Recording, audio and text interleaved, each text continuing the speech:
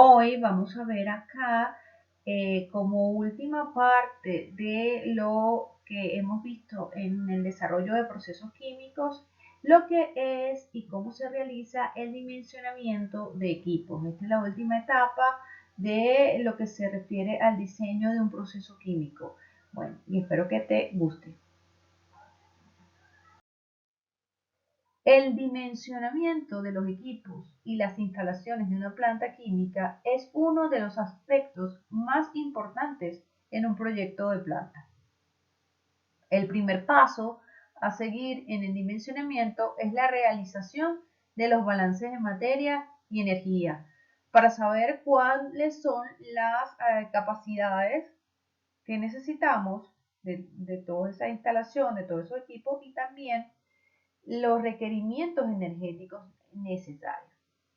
Y además, los balances de materia y energía permiten conocer, como ya les mencioné, los caudales máximos de todas las corrientes que intervienen en el proceso, así como las necesidades energéticas del mismo, que se traducirán en la estimación de las necesidades de servicios auxiliares.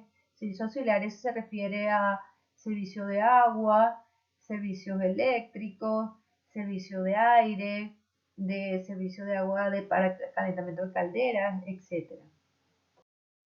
Dada la importancia o el primer paso que se debe seguir para realizar un dimensionamiento del balance de materia, entonces aquí vamos a ver un repaso de ello. El balance de materia se basa en la ley de conservación de la materia. Y no es más que decir que cuando tú tienes un proceso, la entrada, todo el material que entra, tiene que ser igual, si se conserva la materia, ¿verdad? A lo que sale más la acumulación, si hay acumulación en el entorno del sistema. Para los componentes individuales del sistema, el balance de masa será la misma expresión, es decir, será igual a entradas igual a salida más acumulación, excepto cuando existe reacción química. En el caso de que exista reacción química, hay que considerar la aparición de productos, obviamente, o desaparición de los componentes individuales por efecto de la reacción.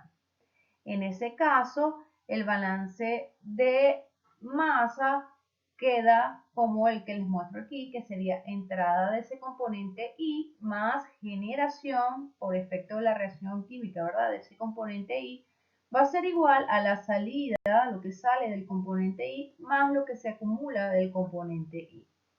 También es importante acotar que si el proceso es un proceso continuo, un proceso que es con un flujo continuo, el término acumulación se hace cero.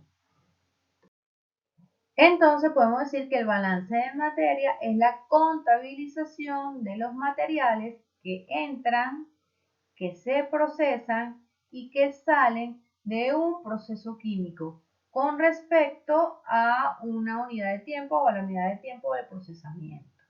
Para plantear los balances de materia, lo que se hace es primero tener el diagrama de bloques. En ello se escribe toda la información que se disponga de caudales de la corriente, composición de la corriente y otras relaciones entre caudales o restricciones conocidas. Luego se deben resolver los balances empezando por el proceso global y con los datos obtenidos se planteará el balance de la primera unidad del proceso e ir secuencialmente resolviendo cada uno de los balances de acuerdo a las unidades del proceso que haya. Eso quiere decir que hay que, digamos, dividir o separar el proceso completo en varias bloques o unidades para resolver los balances de materia de manera más fácil, ¿no? Además, se debe comenzar también por, aquí dice el balance global, pero si se tienen más datos de balances individuales o de bloques del proceso, bueno, se comienza por allí, por donde haya menos incógnitas. Tomar como base de cálculo el caudal de materia prima, que es lo que generalmente se conoce. Y si hay varias materias primas, pues se escogerá la principal o la que se conozca. En general, el balance de energía, entonces también se basa en la ley de conservación de la energía, ¿verdad? Entonces la energía que entra, que digamos, se transforma o se comparte o se transfiere en forma de trabajo o en forma de calor, tiene que ser igual a la energía que sale. En general, los balances de energía son imprescindibles en equipos en los que el intercambio de energía sea determinante. ¿Qué equipos son estos? Los equipos como intercambiadores de calor, evaporadores, columnas de destilación, donde hay importante ahí la energía suministrada, etc., ¿no? Es decir, cuando haya que calentar o enfriar un fluido. Allí es muy importante tener el balance de energía porque allí se conocen entonces los requerimientos energéticos que se necesitan para esa corriente. Y de allí después entonces poder dimensionar o saber qué tipo o cuáles son las características del equipo que se necesita en cada uno de sus casos. En caso de los reactores químicos, también son imprescindibles los balances de energía para su diseño, ya que hay que asegurar que la temperatura en el reactor permanezca dentro del intervalo deseado para la reacción química en cuestión. ¿Cómo serían los balances de energía? En la mayoría de los equipos y a efectos de dimensionamiento preliminar, basta con utilizar la ecuación de las entalpías para el balance de energía. Esta ecuación es la que les muestro por acá, donde tenemos el caudal másico de la salida, ms, por la entalpía del caudal de salida, menos el caudal másico del caudal de entrada por la entalpía de ese caudal, va a ser igual a el calor intercambiado Q en el sistema.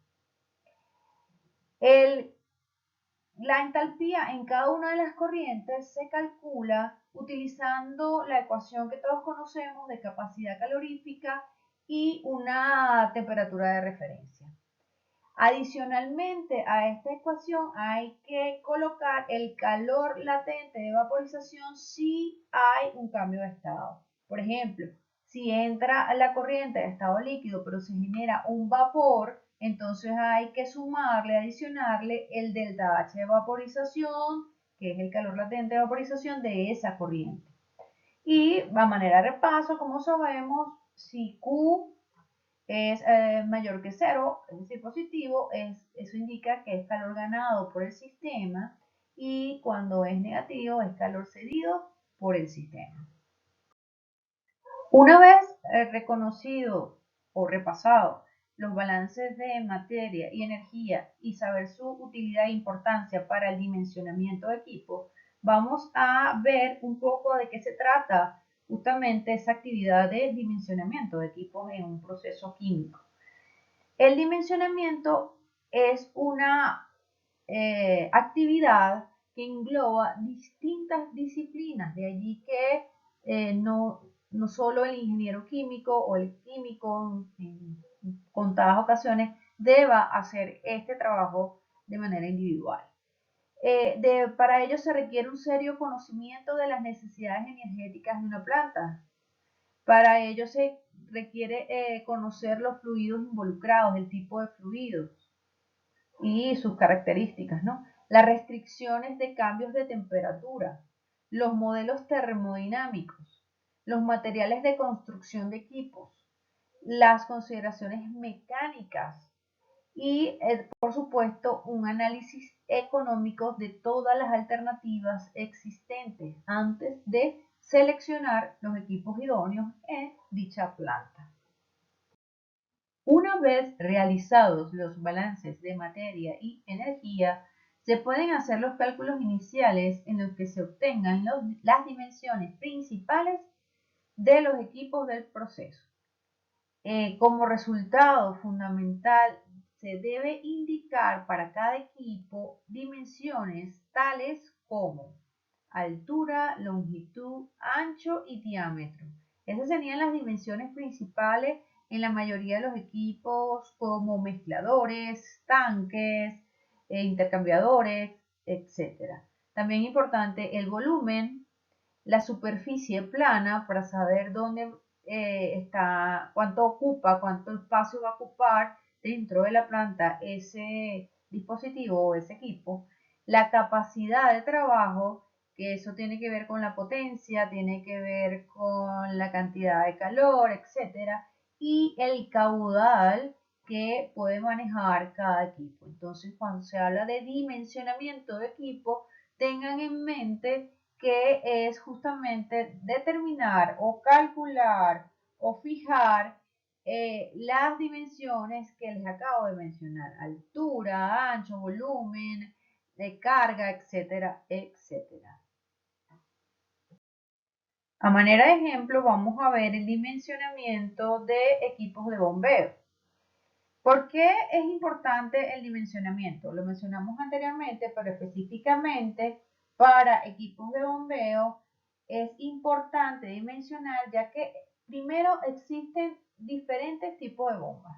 Existen bombas para efluentes, para que son trituradoras de residuos, dependiendo del tipo de efluente, para el paso de sólidos, etc. Y esas varias bombas pueden ser que tengan la misma potencia, como el que mostramos en esta gráfica. Aquí todas estas bombas tienen la misma potencia de 2 caballos, ¿verdad?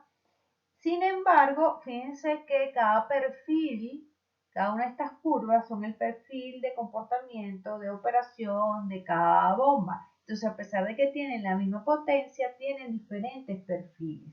Entonces hay que dimensionar para saber cuál de ellas, con cuál de estos perfiles de operación me conviene. Además, existe una cosa que se conoce como cruce de modelos.